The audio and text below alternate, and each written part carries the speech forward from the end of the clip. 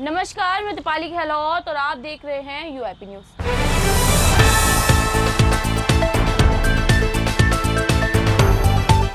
आज के हमारे खास कार्यक्रम खेल कुर्सी का में आपका बहुत बहुत स्वागत है। आज हम बात करने जा रहे हैं केजरीवाल को जो सम्मन भेजे जा रहे हैं उसको लेकर। आखिरकार केजरीवाल को 8वें सम्मन में अदालत ने इजाजत दे दी बाहर रहने की, जिस पर 15,000 जुर्माना भी लगाया गया था। उसी के साथ आपको बता दें कि इन घोटालों को लेकर केजरीवाल को 9वां सम्मन भी चला गया है। क्या केजरीवाल 9वें सम्मन पर जाएंगे या नहीं, क्या होगा, उसको लेकर आज हम चर्चा करेंगे हमारे सहयोगी दौलत शर्मा से। दौलत शर्मा, आपका बहुत बहुत स्वागत है। दौलत शर्मा, आप ये बताइए, केजरीवाल को जो 9वां सम्मन गया है उस पर आपकी राय क्या है? क्या केजरीवाल पेश होंगे या नहीं?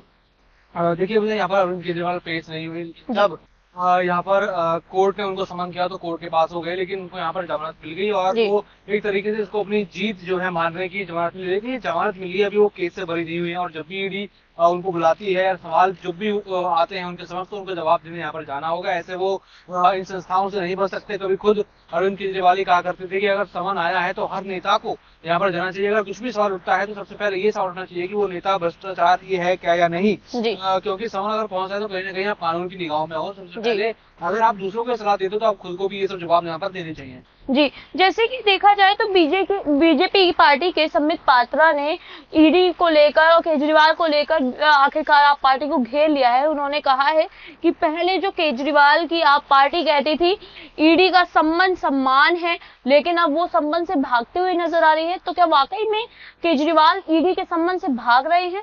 देखिए, जब भी यहाँ पर उनको समन आया है कहीं ना कोई बहाना उन्होंने यहाँ पर बनाया है। कभी वो उपासना में है, कभी यहाँ पर जो है उनका सदन चल रहा है, ये सब चीजें यहाँ पर उन्होंने कही है और हमेशा वो कहीं ना इस कस्टडी से दूर भागते रहे हैं। लेकिन अब कहीं ना कहीं उनको जवाब देना होगा, बताना होगा। अगर ये आरोप सत्य भी नहीं है तो वो भी उनको यहाँ पर आगे बताना होगा कि आरोप सत्य नहीं है, अपनी बेगुनाही यहाँ पर साबित करनी होगी। आपने बात करी संबित पात्रा की, तो छोड़िए, यहाँ पर हर बीजेपी का जो व्यक्ति है वो अपनी अब राजनीति बनाने के लिए अरविंद केजरीवाल का नाम यहाँ पर ले रहा है। लोकसभा चुनाव है और ऐसे में आप आगे होते हुए देखेंगे। जी, जैसे कि आपने कहा कि लोकसभा चुनाव है, इन चुनावों के बीच में आम आदमी पार्टी को लेकर एक खबर सामने आई है कि संजय सिंह ने राज्यसभा सांसद की शपथ ग्रहण कर ली है।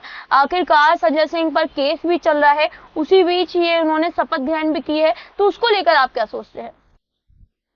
यहाँ पर उनको मनोनीत किया गया, वो फिर यहाँ पर जीतते हैं क्योंकि उनके सामने कोई भी जो है विकल्प नहीं होता। कोई उम्मीदवार तो बीजेपी का होता है, ना ही कांग्रेस का होता है, और वो निर्विरोध यहाँ पर जीत जाते हैं। ये तो एक प्रक्रिया है जिसका उन्होंने यहाँ पर फॉलो किया, पालन किया और अपना सदस्यता उन्होंने ग्रहण करी, शपथ करी। और अब ये फोकस रहेगा कहीं ना कहीं उनको टारगेट करते हुए लोकसभा चुनाव में आम आदमी पार्टी अपनी कोई साख बैठाए। जी, जैसे कि आपने कहा लोकसभा चुनाव में आम आदमी पार्टी अपनी कोई साख बिठाए, उसी को लेकर एक बड़ा सवाल बनता है कि सत्येंद्र जैन को दोबारा से जेल भेज दिया गया है। इतने समय से वो बाहर थे अपनी हेल्थ इश्यूज को लेकर, लेकिन आखिरकार वापस से ईडी ने चुनाव से पहले ही उन्हें जेल क्यों भेज दिया?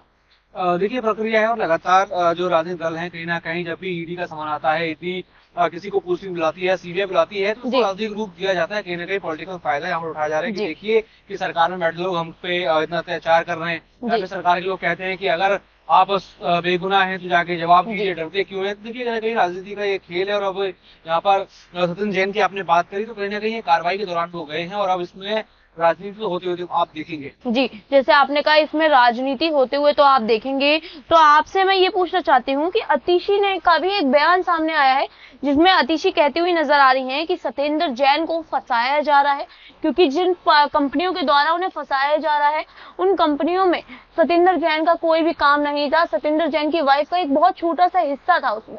तो क्या वाकई में सत्येंद्र जैन को फंसाया जा रहा है आपकी नजर में? देखिए, अगर किसको भी समझ आता है उनको ऐसा फंसाया जाए फिर तो अरविंद केजरीवाल को भी क्या फंसाया जा रहा है? ये सवाल ये खड़े हो रहे हैं कि लोकसभा चुनाव है तो आम आदमी पार्टी को घेरा जा रहा है। बीजेपी ज्यादातर ऐसा कराती है कि कांग्रेस हो चाहे कोई भी अन्य पार्टी हो, अगर वो आगे बढ़ता है तो उसके पांव यहाँ पर खींचती है। देखिए, कानूनी प्रक्रिया है, लेकिन यहाँ पर चुनावों के बीच सवाल हमेशा ईडी, सीबीआई और ईवीएम का मुद्दा हमेशा जो है आते हुए देखते हैं। और ये मुद्दा लगातार जब से ये लोकसभा चुनावों की तारीख भर आई है, आपने देखा उसके अगले दिन से ही ये सब जो है तमाशे यहाँ पर शुरू होने लगे तो कहीं ना कहीं राजनीति को प्रभावित करता है, राजनीति लगी जाता है कि सब बस जो है राजनीति हो रही है।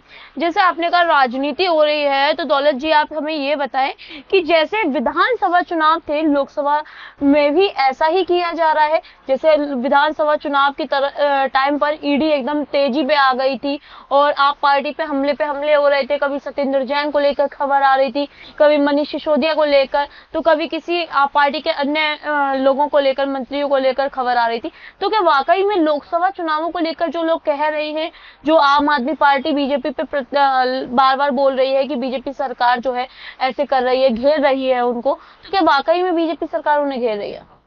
देखिए, यहाँ पर कहने के जो भी पार्टी पावर में होती है वो इन सबका इस्तेमाल कभी ना कभी राजनीतिक प्रभाव के लिए करती है, राजनीति अपनी दिखाने के लिए यहाँ पर करती है। और कहीं ना कहीं चुनावों से चीज जुड़ी होती है कि अगर आप विपक्ष पर किसी भी तरह से प्रभाव नहीं डालेंगे, अगर आप अपनी नीतियों से नहीं हरा पा रहे, अगर आप यहाँ पर अपने इलेक्शन कैंपेन से नहीं हरा पा रहे, तो कहीं ना कहीं इसका सहारा लिया जाता है। कई राजनीतिक विशेषज्ञ भी कहते हैं कि जब भी कोई पावर में रहा, चाहे कांग्रेस रही हो चाहे कोई भी रहा हो, तो हमेशा ये ताकतों का इस्तेमाल करके विपक्ष को यहाँ पर गिराने की कोशिश की है। जो हम यहाँ पर देख भी सकते हैं, उसका विरोध यहाँ पर दिल्ली सरकार या उनकी पार्टी आप पहले से कर रही है। लेकिन देखना होगा कि क्या इन सबका प्रभाव राज्यसभा लोकसभा चुनाव पर पड़ेगा कि नहीं। देखिए, अभी तो खासा फर्क पड़ता नजर आ रहा है। केजरीवाल और उनकी पार्टी की छवि काफी यहाँ पर खराब हो चुकी है इन मुद्दों को लेकर, और दिल्ली वासी काफी गुस्से में। जी, जैसे आपने कहा दिल्ली वासी काफी गुस्से में हैं, उसी को लेकर आज ही की खबर है कि दिल्ली को पॉल्यूशन के मामले में सबसे ऊपर रखा गया है। और ये सारी बातें आती हैं कि केजरीवाल की वजह से पॉल्यूशन को रखा गया है।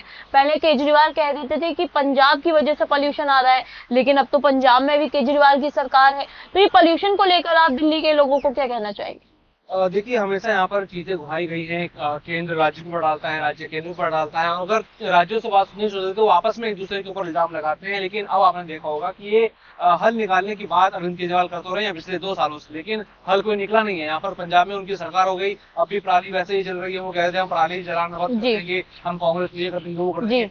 अब उनका राज वहां पर हो गया, फिर भी हमने देखा कोई बदलाव नहीं आया। और कहीं ना कहीं एक बड़ा फेलियर है कि दिल्ली जैसी राजधानी में इतना पॉलिटिकली वो सिटी है, लेकिन यहाँ पर सरकार क्या कर रही है, बड़े बड़े पोस्टर लगा रही है, यहाँ पर ये सब प्रकाशन चल रहे हैं, लेकिन वो नहीं चल रहा जो जनता के लिए होना चाहिए। कहीं ना कहीं ये पोल्यूशन की समस्या दिल्ली में बहुत सालों से है, और केजरीवाल इसका मिटाने के वादे से आए थे, प्लानिंग के साथ आए, लेकिन प्लानिंग सारी धराशायी होगी। और प्लानिंग आज तक बाहर नहीं, आखिर क्या प्लानिंग होगा? जी, जैसे आपने कहा केजरीवाल इतनी सारी प्लानिंग के साथ आए थे, तो मैं आपसे एक और हमारा आखिरी सवाल रहेगा क्योंकि वक्त हो चुका है शो खत्म करने का। तो मैं आपसे ये पूछना चाहूंगी कि केजरीवाल को लोकसभा चुनावों में कोई फायदा होगा इंडिया गठबंधन से जुड़ने का या नहीं? क्योंकि इंडिया गठबंधन में ना आने का या फिर कांग्रेस पार्टी और बीजेपी पार्टी से ना मिलने का उन्होंने अपने बच्चों की कस्में खा के राजनीति में उतरे थे। ऐसी काफी मीम्स भी चल रही हैं कि राजनीति में तो आ गए लेकिन अपने बच्चों की कस्में झूठी खा ली, वापस से कांग्रेस पार्टी से जुड़ गए। तो आपको क्या लगता है कि इन सारी चीजों को लेकर क्या आम आदमी पार्टी लोकसभा चुनाव जीत पाएगी? क्या वो दिल्ली में भी रह पाएगी या नहीं?